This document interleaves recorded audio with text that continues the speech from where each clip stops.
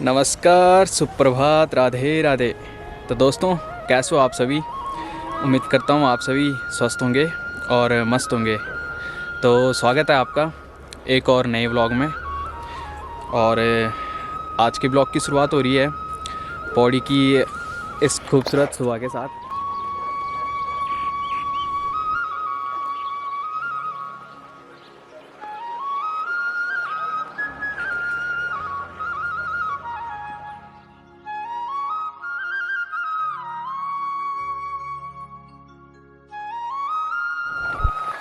बाकी दोस्तों, आज मैं लेके जाऊंगा आपको ऋषि वाल्मीकि जी के आश्रम में, जो कि दोस्तों वही आश्रम है जहां माता सीता ने लव कुश जी को जन्म दिया था।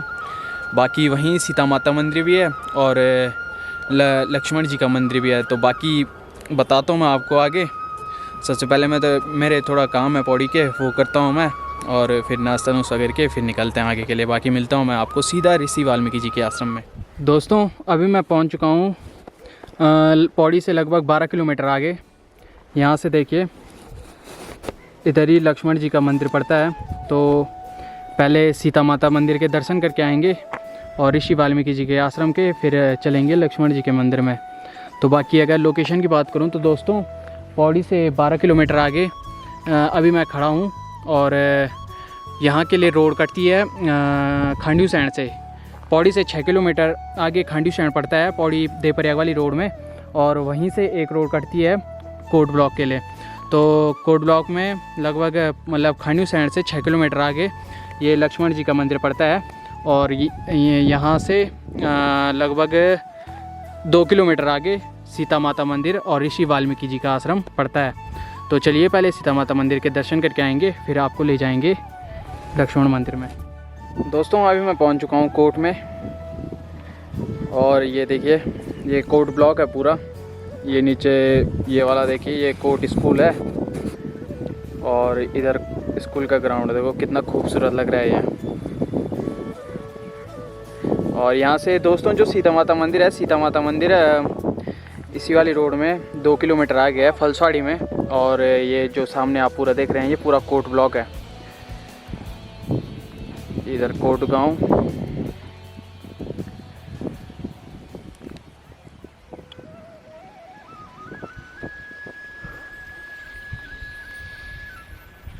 दोस्तों, पहुंच चुका हूं मैं फलसाड़ी गांव में। ये सामने देख रहे हैं आप पूरा फलसाड़ी गांव, और जो सीता माता जी का मंदिर है वो यहाँ पे है, ये रहा। बाकी रोड ये है, यहीं पर से रास्ता जाता है नीचे के लिए, गांव के लिए। ये पूरा फलसाड़ी गांव है और सीता माता मंदिर ये रहा। तो जाते हैं, दर्शन करते हैं।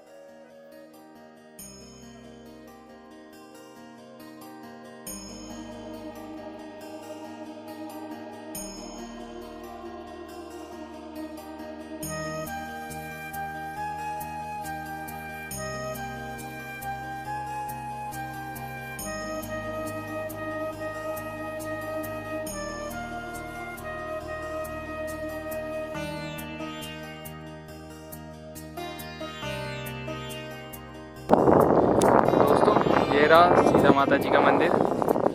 और ये जो ये वाला खेत दिख रहा है ना, ये ऊपर वाला, ये वही खेत है जिसमें सीता माता क्या धरती के अंदर समा गई थी।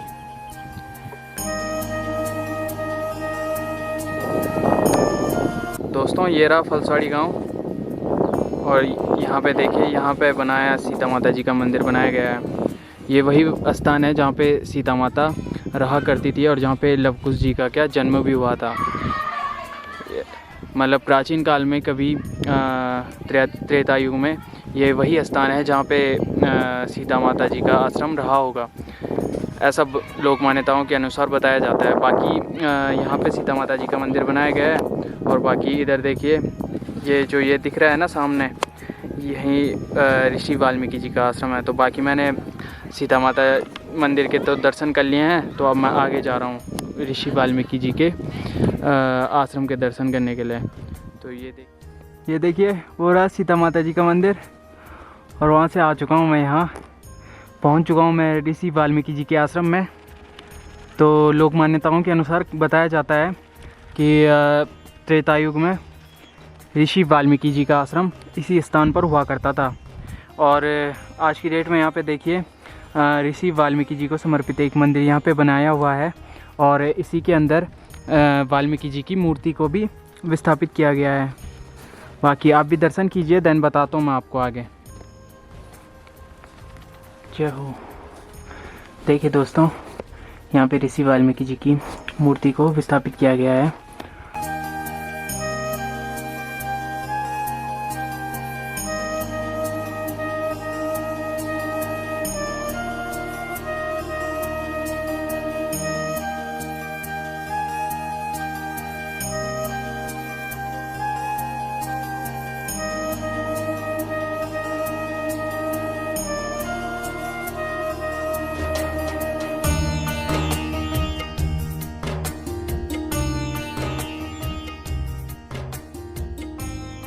तो दोस्तों, यही है वो स्थान जहाँ पे कभी ऋषि वाल्मीकि जी का आश्रम हुआ करता था।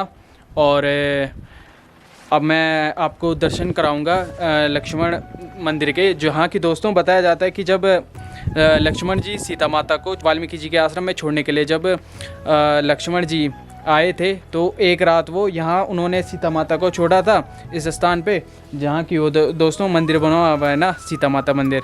तो उसी स्थान में सीता माता का क्या आश्रम था, मतलब वहाँ एक आश्रम था, वहीं पे सीता माता रुकी थी। और यहाँ पे जो ये वाला स्थान है, यहाँ पे ऋषि वाल्मीकि जी का आश्रम हुआ करता था। तो जब लक्ष्मण जी सीता माता को यहाँ छोड़ने के लिए आए थे तो यहाँ छोड़कर जब वो वापस गए तो जहाँ पे वो एक रात रुके थे वो यहाँ से लगभग 1.5 किलोमीटर आगे देवल गाँव पड़ता है। तो उस गाँव में लक्ष्मण जी ने एक रात बिताई थी। तो उसी जगह पर आदि गुरु शंकराचार्य जी द्वारा जब वो केदारनाथ यात्रा में आए थे तो उन्होंने क्या वहाँ पे लक्ष्मण जी का मंदिर बनाया था। तो बाकी मैं उसके भी दर्शन आपको कराता हूँ। और जो ये वाला जो मंदिर है इसका भी क्या उनके द्वारा किनके आदि गुरु शंकराचार्य जी द्वारा ही ये वाला मंदिर भी यहाँ पे बनाया गया है। और बाकी जो वो सीता माता मंदिर है ना, वो तो अब बना है, वो पहले नहीं था, वो अब बना है। उसी स्थान में कभी सीता माता का आश्रम भी हुआ करता था। बाकी अब निकलते हैं आगे के लिए और लक्ष्मण जी के मंदिर का दर्शन भी मैं आपको कराता हूँ। दोस्तों देखिए, ये ऊपर ये वाल्मीकि जी का आश्रम ये, और यहाँ से नीचे आया मैं और गांव में आ चुका हूँ मैं। ये दोस्त देखिए, यहाँ पे महादेव जी का काफ़ी खूबसूरत मंदिर बना है।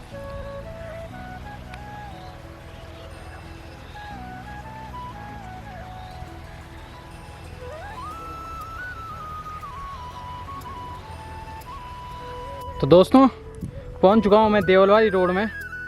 ये देखिए, यहाँ पे बोर्ड लगा हुआ है श्री लक्ष्मण जी मंदिर, ग्राम देवल, सितोंस्यू। ये भी सितोंस्यू पट्टी में है और यहाँ से 600 मीटर आगे लक्ष्मण मंदिर है। तो चलिए, ये कच्ची वाली रोड है, तो बाकी निकलते हैं लक्ष्मण मंदिर के लिए।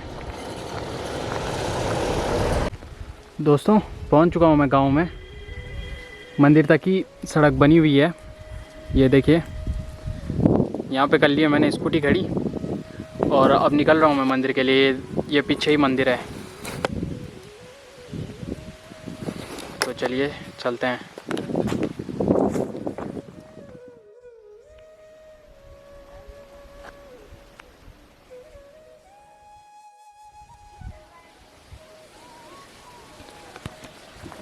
दोस्तों, पहुँच चुके हैं मंदिर के सामने।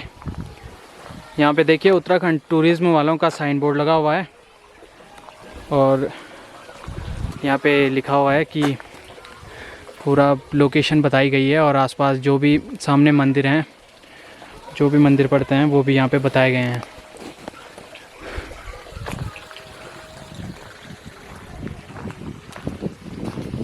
ये देखिए सामने खूबसूरत मंदिर।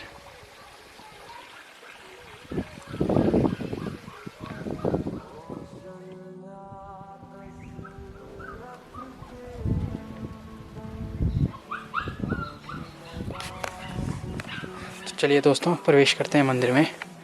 जय सिया राम।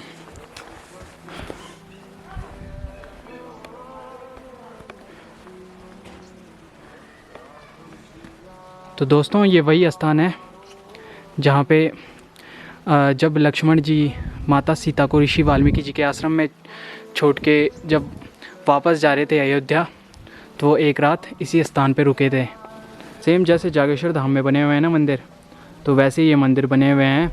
यहाँ पे क्या 12 मंदिरों का समूह है, जिसमें से कि जो मध्य में मंदिर है ये लक्ष्मण जी को समर्पित है, और जो अन्य मंदिर हैं वहाँ पे महादेव जी के शिवलिंग भी, व कुछ मंदिरों में गणेश जी की प्रतिमा भी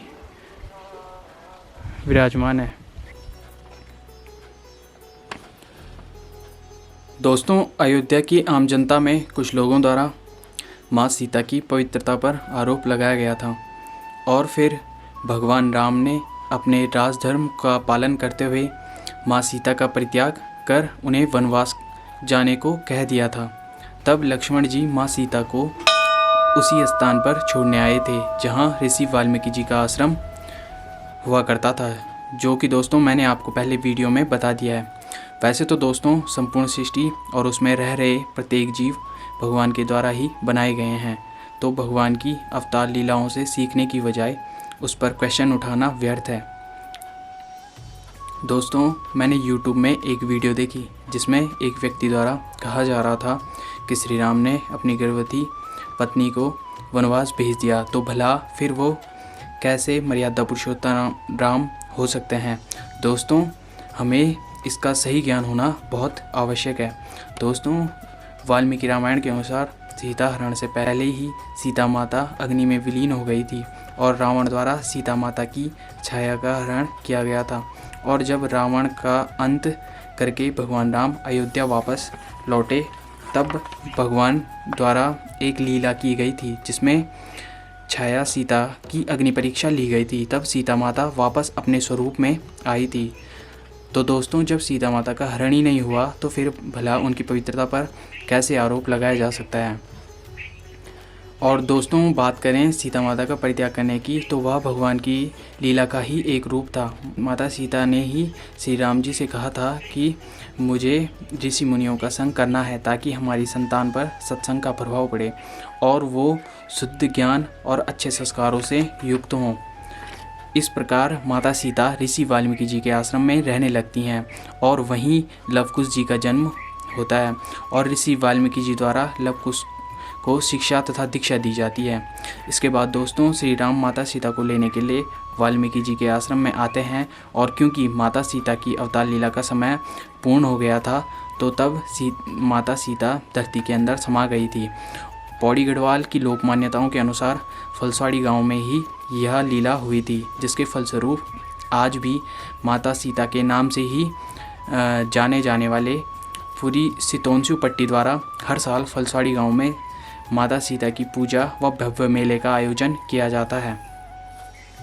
दोस्तों, इसके बाद भगवान राम आगे की लीला के लिए वापस अयोध्या लौट गए थे, और इसी बीच भगवान श्री राम ने ब्रह्महत्या दोष के निवारण के लिए अलकनंदा भागीरथी के संगम व माँ गंगा के उद्गम स्थल देवप्रयाग में तपस्या करी थी, जहाँ बाद में आदि गुरु शंकराचार्य जी द्वारा रघुनाथ जी मंदिर बनाया गया था, और जो कि आज भी देवप्रयाग में विराजमान है।